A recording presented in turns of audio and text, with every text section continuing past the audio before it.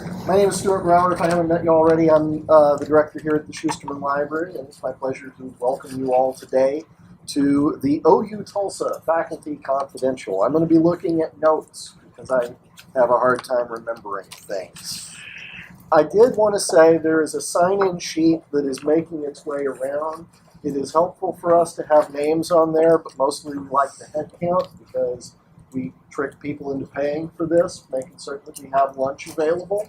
And the more that we know that people come to these things, the more we broadcast and say, yes, we're going to have lunch, so please sign in if you would.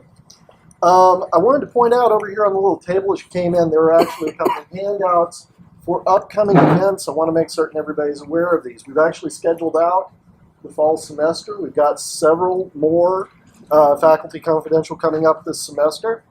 Next up is getting started in publishing. That'll be on Wednesday, September 14th, again here in the gallery. We've got grant writing for faculty coming up in October. Hashtag pro tips, advanced searching for smart people. I really like the title of that one. Advanced searching for smart people. We're going to trick everybody into coming to that one. November 9th. And then on December 6th, RedCap and Qualtrics, online data capture. And I imagine that that's going to be a pretty popular one as well. So those are some of the things coming up there. I also wanted to point out that we have Planning Your Research, a series for faculty, staff, and students with 3 courses that are going to be Introductory Concepts, Evaluating Measures, and Data Analysis. And Shelley Fowler has all the information about that. And so please, if you have questions, you can talk to her. But otherwise, I think she's asking for RSVPs for anyone who's interested in coming to that. All right. Today, we are going to be focusing on establishing and developing your research agenda. I am acting only as master of ceremonies. I serve no other purpose than to sit here and I guess watch the two of you eat. Nothing better than that. With us, we have Vickie Lake and Ric Munoz, and I'm going to ask them to just sort of start out by giving us a few introductory remarks as relate to establishing your research agenda. Which one of you would care to go first? I'll go first. Ric will go first. Well, my name is Ric Munoz. Many of you know me. I'm in the social work department. I'm filling in for Chan Hellman, who I think would be better suited to offer some advice on developing a research agenda, because I'm just at the very beginning of my own academic career, tenure track career. But at the same time, I do think I can certainly share my personal experiences of how I've approached it at this stage. And hopefully that'll give you some insight on how other people in similar situations are approaching building a research agenda. So I certainly don't want to bill myself as an expert on the matter, but I do think some of my perspective may be thought-provoking in that regard. And I don't have much of a voice, I'm sorry. As you can tell, I have a little bit of a allergy bronchitis issue, but I will talk as loud as I can. I'm Vickie Lake. I'm in the College of Education. And like Ric, I just have different examples of how to build a research agenda. I have a lot of experience mentoring and working with doc students and junior faculty members, so I can share some of that knowledge and experience if you are interested in that. I think that it'll be interesting because we're in different colleges, and so there are different requirements for for different fields, and so that's all. Everything we say has to be taken with a grain of salt, and you always have to check your own discipline because things are so specific to your field of study, and even within education, things are so specific. If you're in social studies, their research requirements look very different than early childhood education. It looks very different from history of education. So the nuances of what is considered research and what is required for promotion and tenure, even within a college, is so very different. So I can talk really about early childhood education, but you really want to, research your own discipline, because that it'll be those people who are judging you for promotion.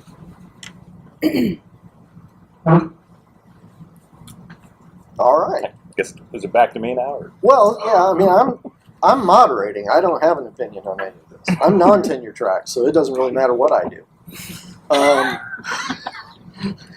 It's actually the best way I think to that was supposed to be. I thought it was supposed to be post tenure is what that matters. No. See, what's great about non-tenure track is that we get to do what we want to do, as opposed to what we feel obligated to do. And so it opens the door to all kinds of fun things on the library side of things. But so you're at the beginning of the process. And I think something that Stuart said that I think is important is you mentioned doing what you want to do.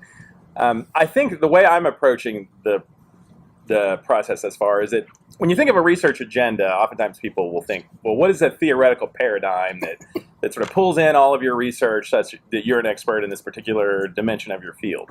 But I think at the beginning of your career, in order to have a research agenda, you need research. You can't just say, I want to do this kind of stuff, but I can't find the right kind of study that fits all my needs, and therefore I have 0 studies, or I have 1, and at that point I'm just sort of wishing I have a research agenda. So at the beginning, what I've done is I just attempted to get on a lot of stuff, and so you're on a lot of projects, and oftentimes as you're doing research, those will lead to presentations and publications. It may not be exactly what you wanted to do at the beginning, if you want to have a narrow idea of the kind of research you want to do, but it can evolve into that. It can delve into that. I think the most important thing is just to get research going if you're building a research agenda, because if you have 0 projects, you don't have any research at all. And so just getting on stuff is a key thing at the early. And I think certainly in my discipline, I'm in social work, so we have a lot of variety in the kind of stuff we do. So I've got an advantage in that regard because a lot of things can be called social work. But my perspective is that if you, at the end of your time before you're up for tenure, if you've got 30 publications and $1 million worth of external funding, and they say, well, we can't fully understand exactly the theoretical framework under all this stuff, therefore we're not going to give you tenure and you're out. I think the likelihood of that kind of thing is not as high as it would be if you said, well, I have this research agenda and I've got 1 project and that's all I was able to do over the last 5 years. And so just being productive, I think, in many ways has a lot of value than necessarily just saying I'm only going to do this kind of thing and I'm going to limit myself in that way. And I'd like to get your thoughts on that. Well, I think that your research agenda starts in your doctoral program. And I think that you need to work with a really good mentor, your chair, and come out of your program with a dissertation that has a possibility of several publications and know what those publications are. I know recently we've changed our dissertation process. Debbie will be our first student to graduate under this new guideline, that it's not going to be a traditional dissertation. So instead of chapters 4 and 5, she will produce 3 publishable articles. So those will be ready for publication when she passes her defense. So we're really positioning students now to exit with 3 publishable articles and get them started. But that doesn't mean that's all the publications that could be from their dissertation. There could be more.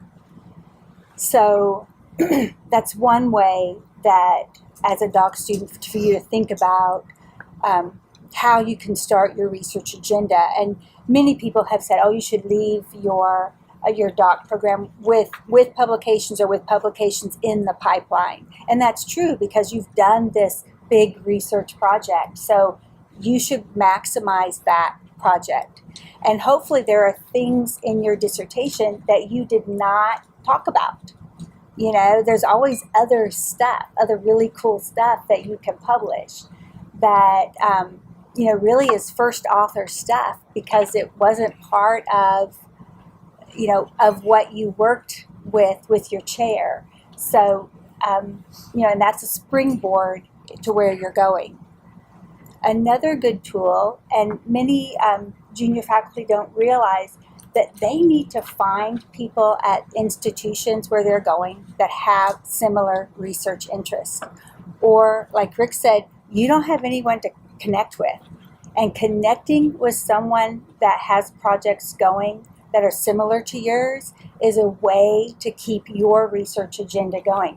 It doesn't have to be an exact match, but it does need to be close. I mean, if you're doing social emotional work with infant toddlers and I'm doing social emotional work with kindergartners, we can still work together, right? We're still working with children, with teacher educators in the area of social emotional work. So really research who's doing what, where you're going at the institutions. So many people look at what are the classes I'm teaching. And again, this is education, right? So what are the classes that are offered, who's teaching what. But if you want to do research and you're going to a research institution, finding people with similar interests is really going to benefit your agenda. And then hooking up with those people, make sure you read their work before you go, and then hooking up with with them while you're in the interview. Try to make appointments with them and see how close they are. Because some people have great work, but you don't want to work with them. You know what I mean? So you need to know that before you enter into like an agreement to do work, do papers. In an institution the size of OU-Tulsa, that can be challenging, right? To find similar research, people with similar research interests, just because of the size of the place. I would say no. No. Yeah, I mean, really, I would say that an institution like OU-Tulsa, because it's small, there are certain kinds of people that come here because of the work that's going on here. And so they're attracted to OU-Tulsa because of what's here, and so there's already an interest. That has been my experience here. I would have never known OU-Tulsa except for its community service work. And I do work in service learning. So never would have been on my map except I knew that they did that. So, I mean, I have a whole campus to collaborate with. My thought is, I think that it would depend on the construct of similar interests. Is that I do think that if you broadly define that it opens up a lot of doors. And I think education is different, because I would say it's certainly education is one of our sort of flagship OU-Tulsa departments. I think for social work, I'm speaking just for social workers, I don't know that we have a reputation at scholarly activity here. And that's true of Norman, too, that people come here just for our scholarship at this stage. We're trying to build sort of a reputation in that regard. And that's why at that point you have to be a little more sort of guerrilla-style research in your approaches that we've used and I've used that I've had some success with just, it involves a lot of, and this is what Vickie was saying, a lot of community partnerships. Because what I do is I have a ton of program evaluations I do with nonprofits, because it's tied in with social services and social work. And so those, oftentimes what we do is we develop a symbiotic relationship with the nonprofit, such that I'll generate a program evaluation for them, and then I also get data collection for a research question. Now, the reason we do that is we don't have a machine like a lot of bigger universities where we have established researchers who have large multi-year grants that people just plug into and they crank their stuff out, and you have an army of PhD students that go out and write a bunch of papers and you're on all of them and that kind of stuff. We don't have that kind of infrastructure yet. Hopefully we will, but at this stage we're sort of at an early where we just try to get pieces moving, get studies going that have led to some grants, and so we're building it. But I think in our department we're so at the early stages of an entire research program that there's not even anything to plug into at this stage. But I think that's why events like this are great, because it starts to build that ability to sort of find things to plug into.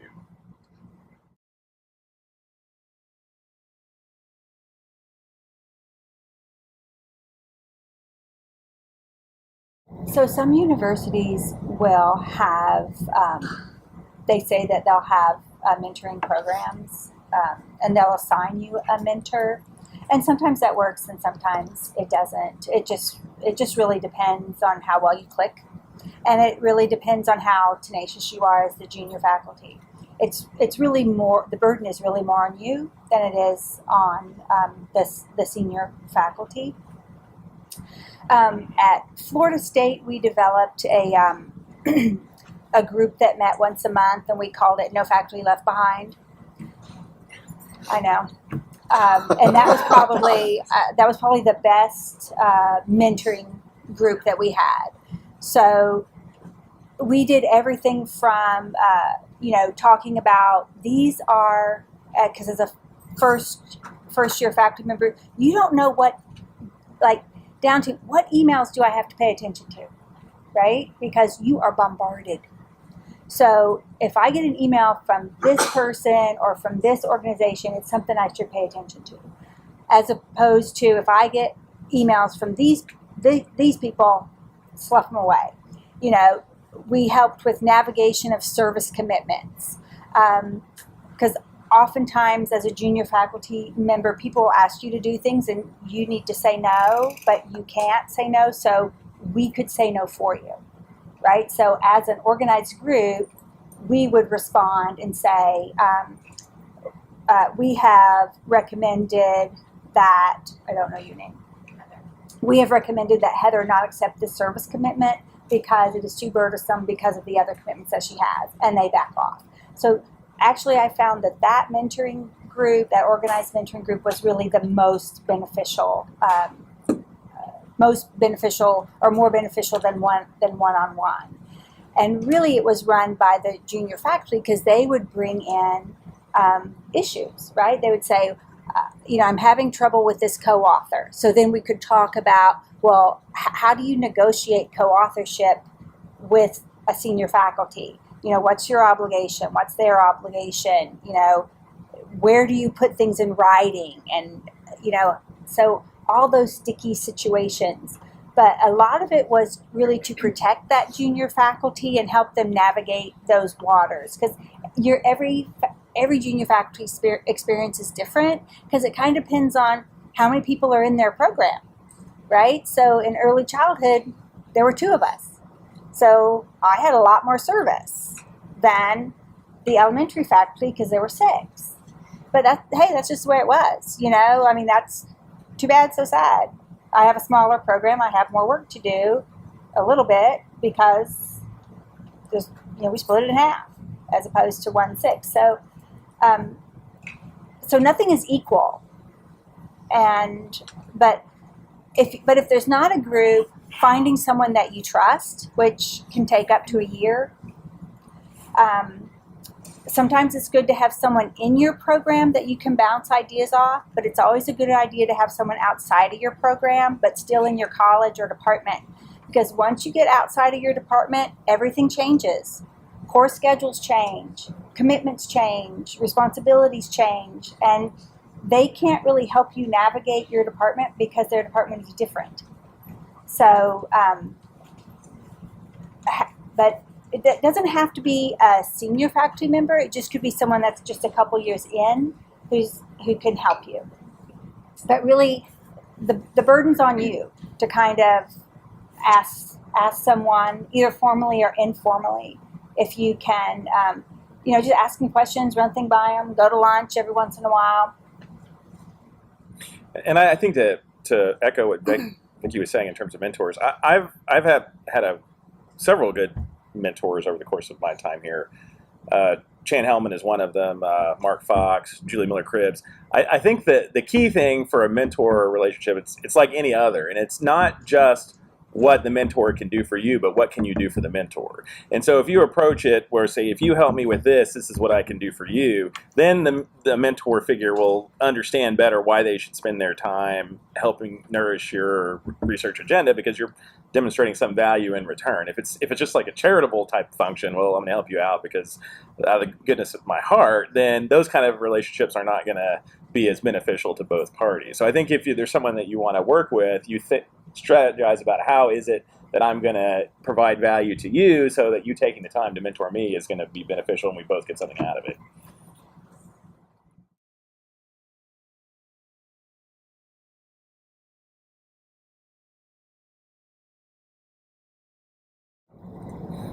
I mean, I'll defer to Vickie on this, but I mean, in any kind of circumstance, funding is important. It's every discipline and every profession. I mean, where there's money, there's always a lot of activity going on. So I certainly think it's important. Because I've had some experience with some external funding, and then once you get the first one, it starts to snowball, and it's easier to get other stuff because people see that you've been funded, and so you start to get easier opportunities to get more funding once you can crack the club, so to speak. So I do think it's helpful to find people, if external funding is what you're interested in, that you could work with such that you can be on something. And that kind of goes back to what I was saying, that you can be on something, a grant that's not necessarily exactly what it is that you want to do, but the fact that you're on it and it's on your vita can open doors for you to tailor it down the road to be right exactly the kind of stuff you want to do, because now you have a history of external funding and that kind of stuff. So my opinion is that it's always helpful to try and associate with people who are getting funding because they're doing something right. Yeah, I would totally agree. I think that money buys you autonomy. Yeah. And that's always a really good thing. I do think, though, listen, I've spent my career chasing the money, and I got a drop in the bucket, right? So, but I do think I've been very successful. So you can have a career, you can have a successful career, and not have billions of dollars in grants. I would still want those grants, though. Like, I'm at a research university. I should be getting those grants. I cannot tell you how many I've applied for. I'll keep doing it. It's a quest for me now.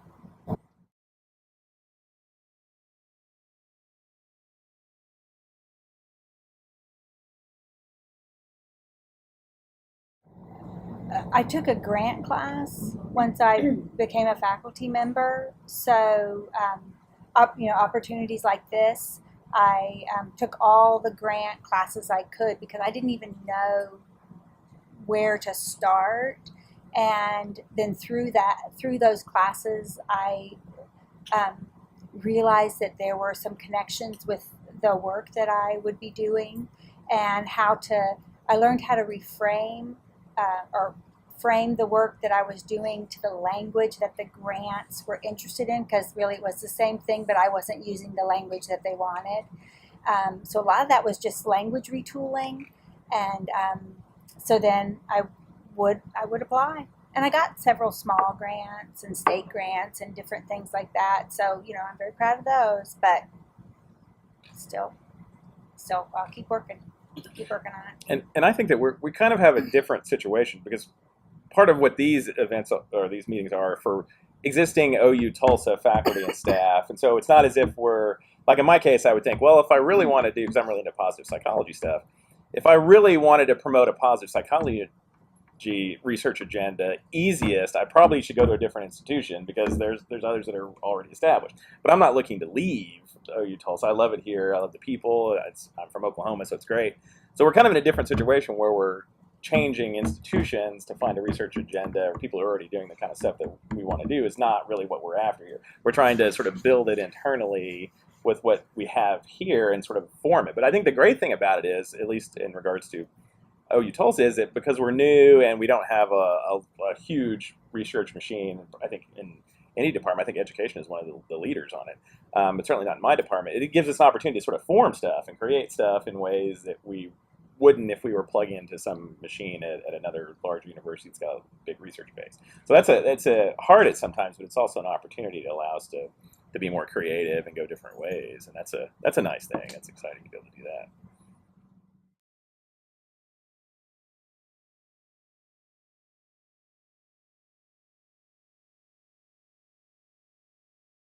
Very important.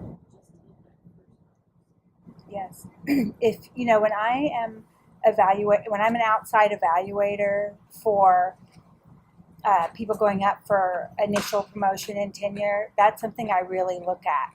I don't so much look at to see if they're a single author, because, well, my philosophy is we're in the social sciences.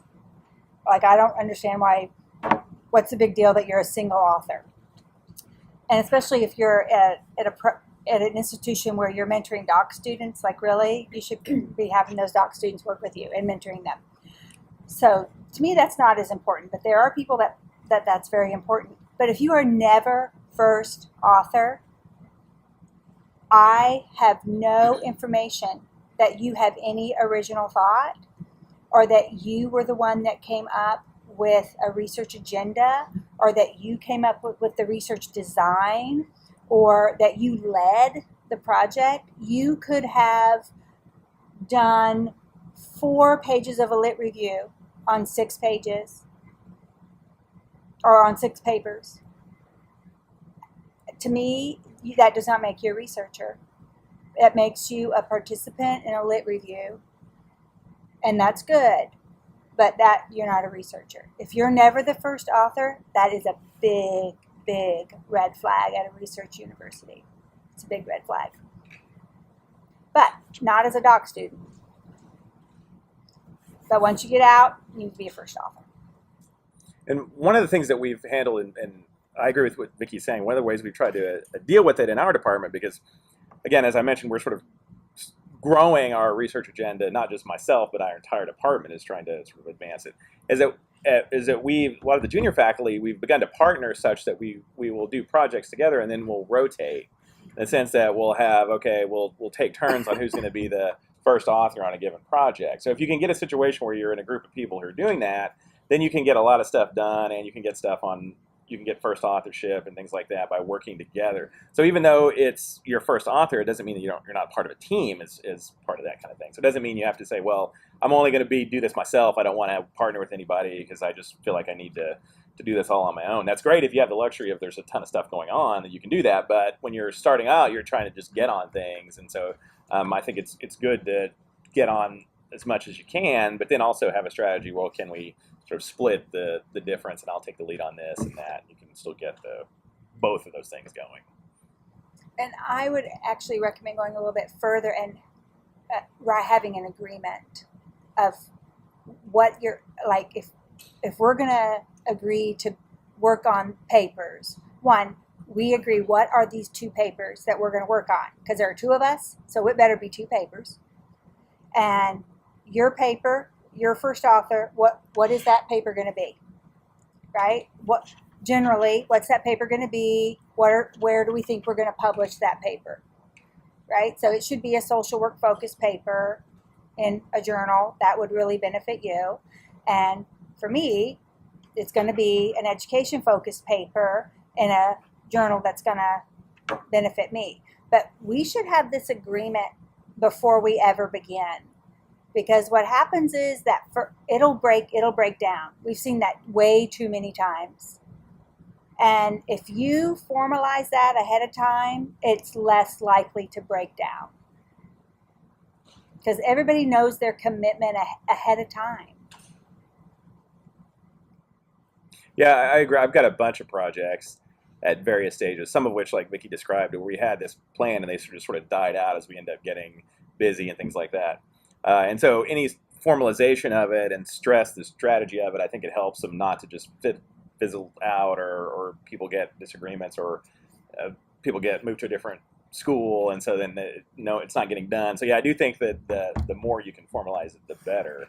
One of the ways I've handled that is I try to get so many things going on that if 50% of them die, I still got a huge chunk of stuff still going. So I sort of like factored in the mortality that's going to occur on projects by just getting so many of them. But I don't know that that's the most efficient methodology to do that.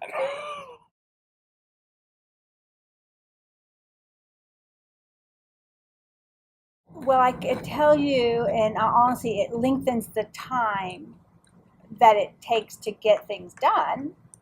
But the perspective that students bring is always unique. And that opens your eyes to different ways to think about, especially your findings and conclusions. Because usually the lit review is, it is what it is, right? That you're not finding new stuff there.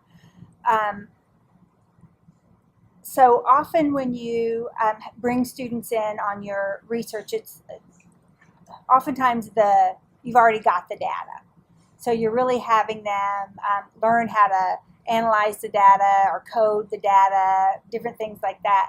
That's where I find such a unique perspective, because they're finding stuff and seeing unique themes emerge or codes emerge that I would not have seen before.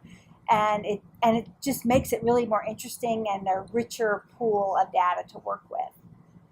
Like I said, it's a longer process because you're mentoring, along the way. You want to make sure that you are, at least with me, we're all in the same room, working together,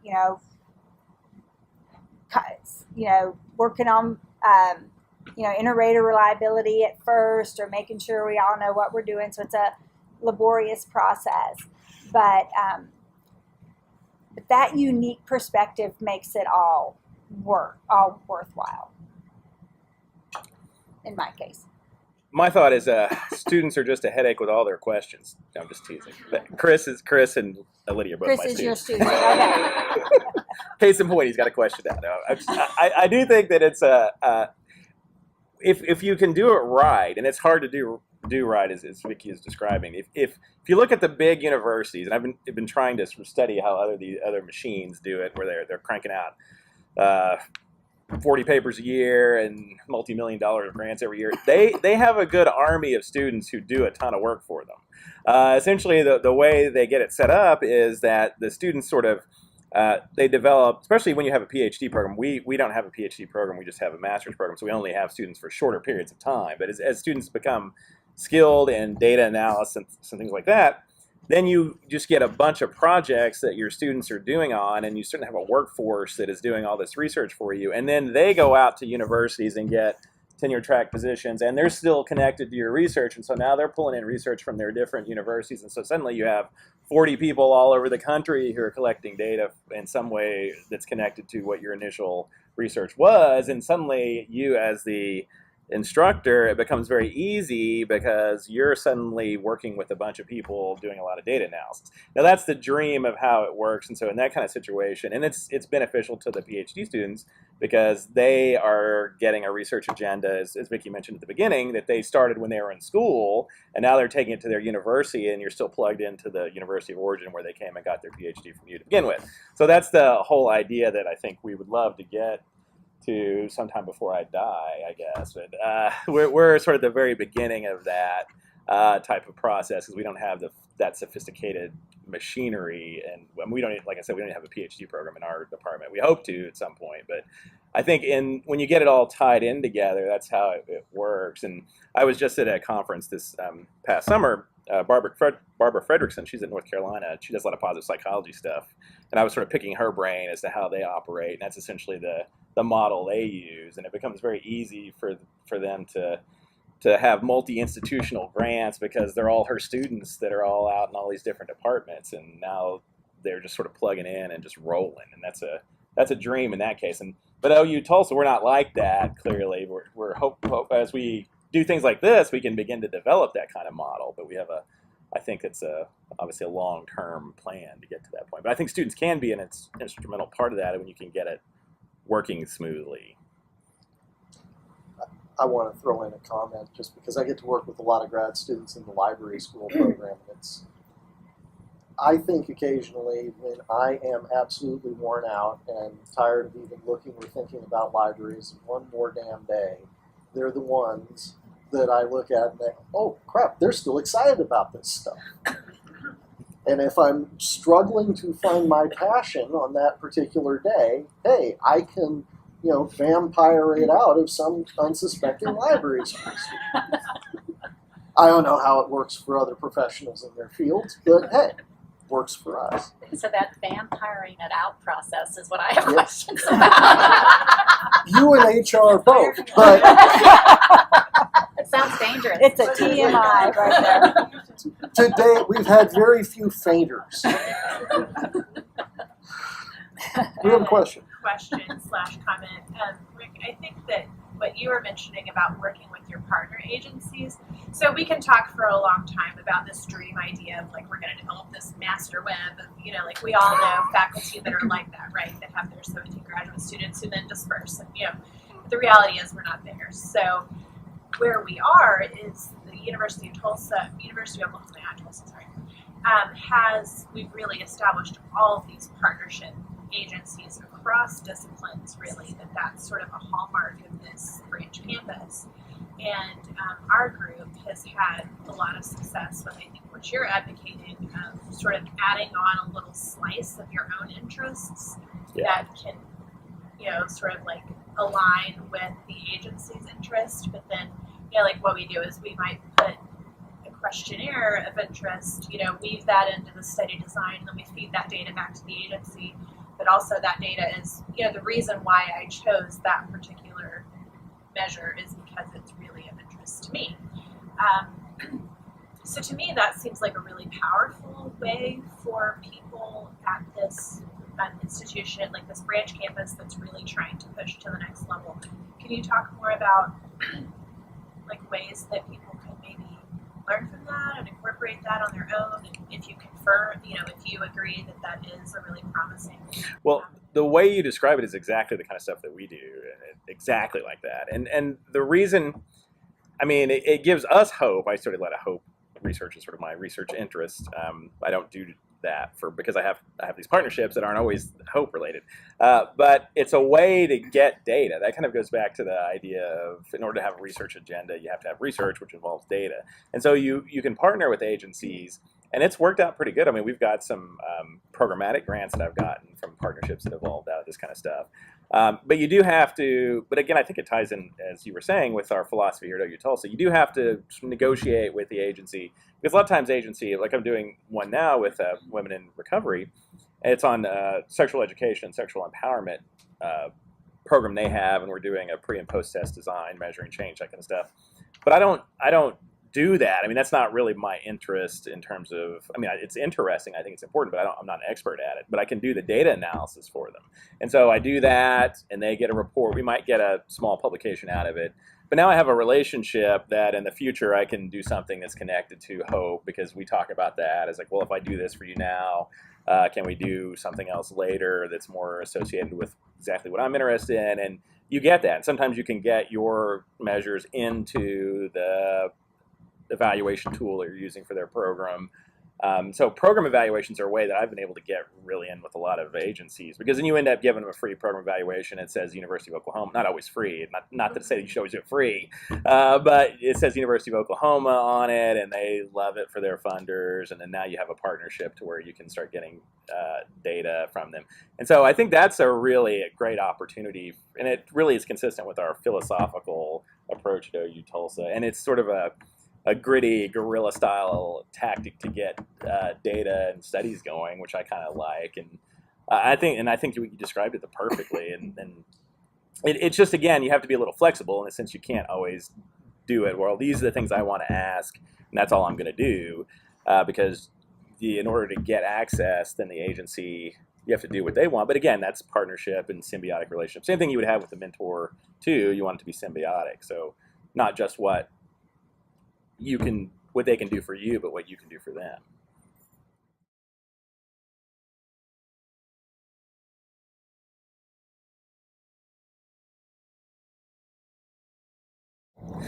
So maybe we could this could be like a thought exercise of how we sort of might build something. So we think, okay, you have somebody who's interested in doing research on refugees.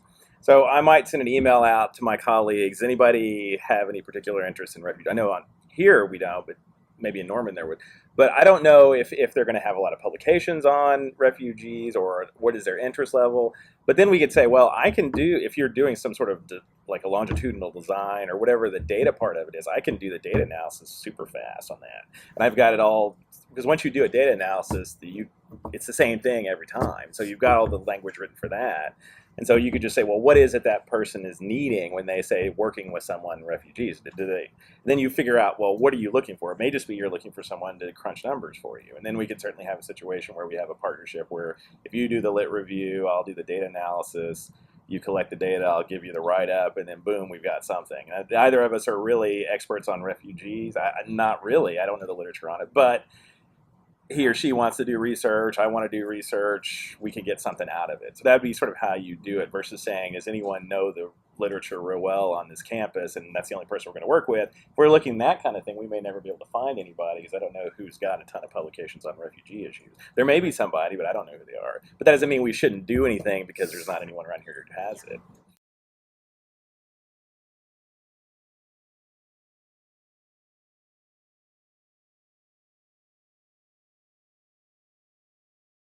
Publications always help you get a job. We don't require that you be first author on a publication. We do require that you have a publication, but it could also be in press, and it can also be a group publication. So, and we have structures in place where we work with our doc students, those that want to, in a writing group that will end in a publication, but that's a large group publication. But there's, because writing for publication is different than writing a paper. So, I mean, that's the purpose, right? Is to learn how to do that, as opposed to having a first author publication, which is fantastic, mind you. But we do also require them to have experience presenting at national or international conferences. So we feel that that is equally as important, that networking, and they need to be presenting their own research or collaborative research. So, so that in connection with the scholarship is our requirement. But it is important to leave, if not with a publication or publications, but showing that you have entered that loop, that scholarship loop already.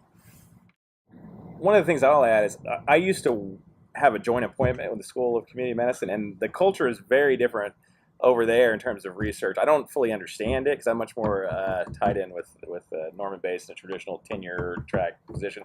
But it's a professional degree, and the residents are professionals. I mean, they're not necessarily, you would say, tenure track faculty.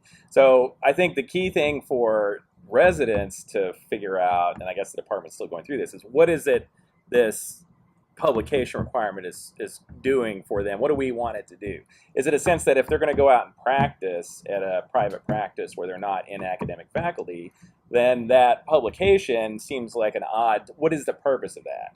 And then you'd have to sort of thinking through of what is it they're trying to do. Are they trying to make it a pathway so they can go at research universities, university hospitals, and that kind of thing, and do research? I think it's because it's a very different type of setup. Mm-hmm. So I think probably that would be thinking through as to what is our aim of requiring this, and then also what are we going to call a publication? Because I know at times that the School of Community Medicine would call like presentations at Research Day a publication here in Tulsa, but then so for us that's not a publication, that you wouldn't even count that in the same way. So it'd be sort of figuring out what is the purpose of the publication and what are we going to count as a publication, and then sort of getting all that lined up. And then once you figure that out, then you would say, okay, these are the kind of partnerships we need to make and that kind of stuff.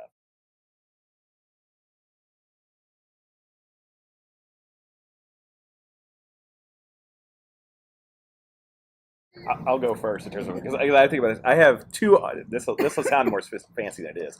I have two arms of my research agenda. One of which is related to hope and positive psychology constructs, which you could probably subdivide those into hope and other things like compassion and self-transcendence and all that stuff. But we'll say positive psychology with hope is the one arm, and the other arm is tied into community-based research, which is partnerships with these nonprofits where I do data collection. And this is the side where I get more money, because if you do a program evaluation, you can get a grant to do that. So this is why this is good, because it kind of brings in money in easier ways than this one. But this other arm is kind of a hodgepodge of different types of program evaluations. They're not all the same constructs and all that kind of stuff. But it's at least a theoretical understanding of, I've got this hope over here and I've got this type of thing, and they're tied together by this community-based angle. So now I have some way to describe it that sounds like it's cohesive in some way. So I think that's the most important thing with a research agenda, is you figure out how to tie in all this stuff in a way that makes theoretical sense. But I'm of the opinion, again, I'm speaking only from my department too, as Vickie and other people have noticed, each one is different, is that if you have a ton of stuff, it's not as if someone's going to say, well, you know what, this is not cohesive enough theoretically. You brought in a ton of money, but we're not sure exactly why you brought in a ton of money, so you're out. I mean, that's not something that's really going to happen. It's unlikely to happen. You'd be much more in trouble if you say I have a research agenda on hope and I have one thing over the last 6 years because I couldn't get anything else going right in this narrow avenue. So I think that latter problem is bigger than having a lack of clear theoretical cohesion, because as we know as researchers we can do different things with theory, and so it's just the productivity that's, I think, the most important thing. I fully expected you to have hope on one side and like ennui on the other. Just, I don't know why. It's like your other arm is just terrible. Yeah, when you read someone's Vita, it's so linear. You can't really get a sense of what anyone's research agenda is. And, so that's where the diagrams are really so helpful to communicate visually where your work conceptually fits in. Because unless you see my diagram, you would not see what I see when I look at my Vita. So I kind of think of my research agenda, I think of my research agenda as really falling under the large umbrella of moral education. And under that umbrella, I have 3 different strands. I have one strand that really focuses on teacher education. And in that, I work on math education, specifically with early childhood women teaching math. So 98% of early childhood teachers are women, and they're the most math phobic. So you have to teach and treat them very differently. And for me, that theoretical construct comes from Nell Noddings, and that's the ethic of care. So I always teach that math class over with I teach math using the ethic of care, because I can't go in there and teach it like a high school algebra person, because they've already been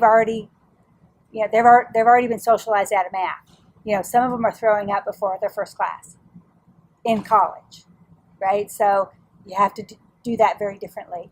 So that's also where the service learning comes in. Service learning is a social and emotional piece. It's a character education piece, which falls under, moral education. I also do a lot of work with children in the social emotional realm, especially around literacy and social skills, and specifically teaching those. So, I can see those pieces, but linearly, you wouldn't be able to see them. But through the diagram, I can kind of tell you what you'll see, and then as you go through the Vita, you'll be like, oh, okay, I can kind of see where the synergistically where the work kind of ties together. It is very different, but I can tell you where the connections are, and if I tell you what you're going to see, chances are you're going to see it. I want to thank everybody for coming out today, and if you have questions, I'm sure that our speakers will hang around for at least a little bit to answer any questions you might have. Remind you that we've got another one of these coming up. When is it coming up?